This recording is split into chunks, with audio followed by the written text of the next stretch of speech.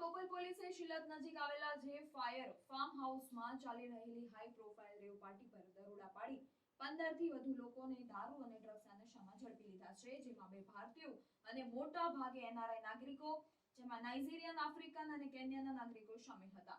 Police તપાસમાં સામે આવ્યું છે કે આ પાર્ટી માટે ખાસ પાસ પણ છપાવવામાં આવ્યા હતા, જેમાં અનલિમિટેડ દારૂ પી શકાશે તેવું લખેલું હતું અને પાસની કિંમત 700 થી 15,000 રૂપિયા સુધીની હતી. પાર્ટીનું નામ હોટ ગ્રેબર પાર્ટી રાખવામાં આવ્યું હતું અને આયોજકો ફાર્મ હાઉસ ભાડે લઈને કોઈ પણ કાયદેસર મંજૂરી વિના કાર્યક્રમ યોજતા હતા.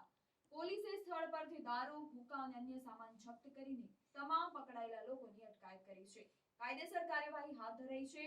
અત્યાર સુધી પોલીસે મુખ્ય આયોજકો, ફાર્મ હાઉસની માલિકી અને દારૂ ક્યાંથી આવ્યો તે અંગે પૂછપરછ કરી રહી છે. જ્યારે ઘટનાએ ગુજરાતમાં દારૂબંધી હોવા છતાં રાજ્યમાં દારૂની રેલમછેલ સામે આવી છે.